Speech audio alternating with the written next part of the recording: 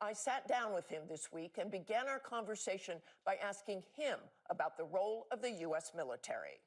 We got military on the border, not only helping us with departure flights on military planes, but they're helping to build infrastructure. They're putting up concertina wire. They're down there to create a secure border and lock that border down. And DOD's helped administrations before, but not at this level. So it's a force multiplier, and it's sending a strong signal to the world. Our border's closed. So is this what we will see every single day, ending in what the president has promised is millions and millions being deported? Yes, but you're going to see the numbers steadily increase, the number of arrests nationwide as we open up the aperture. Right now it's concentrating public safety threats, national security threats. That's a smaller population. So we're going to do this on priority base, as President Trump's promised, but as that aperture opens, there'll be more arrests nationwide. When you talk about the aperture opening, the estimates of perhaps those who have been convicted or arrested in the past, 700,000 to over 1 million. So after you do that, then you go after everybody who is there illegally. If you're in the country illegally, you're on the table, because it's not okay to violate laws of this country. You got to remember, every time you enter this country illegally, you violated a crime under Title 8, United States Code 1325. It's a crime. So if you're in the country illegally, you got a problem. And that's why I'm hoping those who are in the country illegally who have not been ordered removed by the federal judge should leave. While you are emphasizing that you go after national security threats, you have said no one's off the table. If you're in the country illegally, you better be looking over your shoulder. You should be afraid and start packing now. Is that what you're doing to get hotel workers out or people working on farms, that they'll be so scared they just leave? Look, I think if you're in the country illegally, it's not okay. It's not okay to violate laws of this country. We have millions of people standing in line, taking the test, doing their background investigation, paying the fees that want to come in the right way. Let's talk about the arrests so far. Numbers released the first day were over 500, and there were reports that one was a suspected terrorist, others were gang members. Were all of the people who were arrested on day one, as far as you know, convicted criminals or those who had been arrested before? No. And let me explain that. There are collateral arrests. Where do collateral arrests happen? Sanctuary cities. And this is important we understand that. Sanctuary cities lock us out of the jails.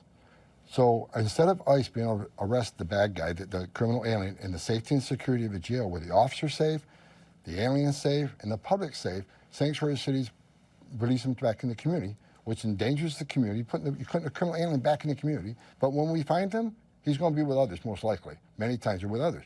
If they're in the country illegally, they're coming too.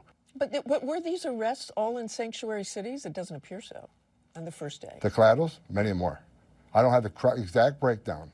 But again, so the arrests in Massachusetts, in Chelsea, Massachusetts, which the governor said it's great to arrest the criminals who are convicted, but were there people taken there as well who were not convicted? Were they, as you say, collateral? I'm sure they are. You talk about these numbers expanding. 500 the first day. What do you think you can get up to? As many as we can get. What can happen at this point, given your manpower? Look, I think we're in the beginning stages. We're bringing more resources into this operation.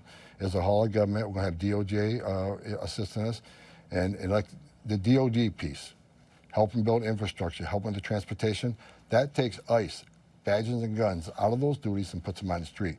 I want to go back to who you're deporting. Aside from the long list of executive actions, the administration said it will no longer tell ICE agents they have to avoid sensitive locations, including schools, hospitals, churches.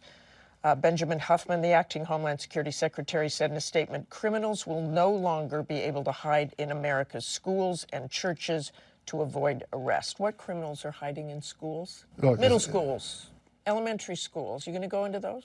How many MS-13 members are at age 14 to 17? Many of them. So, look, if it's a national security threat, public safety threat, and what you need to understand is a case by case. Name another agency, another law enforcement agency that has those type of requirements that they can't walk into a school or a doctor's office or on a medical campus. No other agency's held to those standards. These are well-trained officers with a lot of discretion, and when it comes to sensitive location, there's still going to be supervisory review.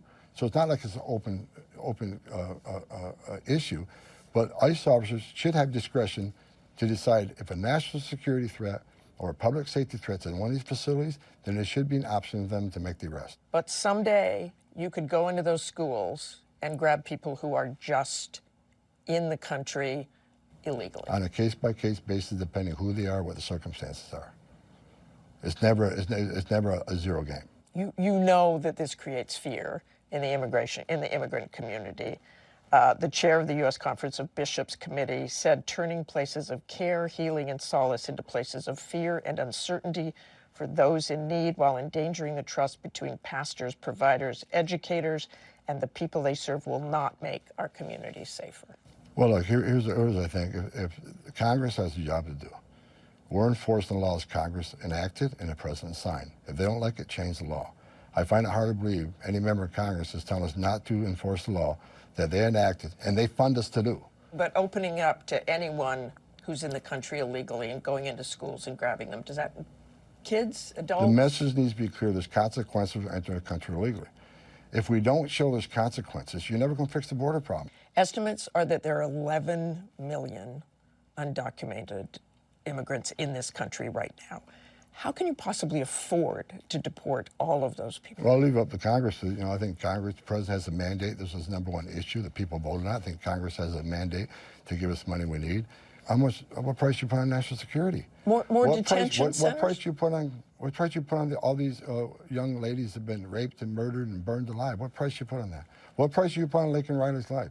What price you put on national security? Like I just explained, when you have a surge like this, we don't secure that border. That's when national security threats enter the country. That's when sex trafficking goes up. That's when the fentanyl comes in that kills 250,000 Americans.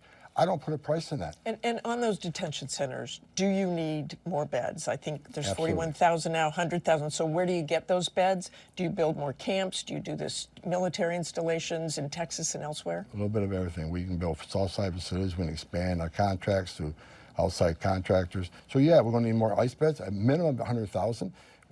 Congress needs to come to the table quick and give us the money we need to secure that border. Let's talk about those flights again.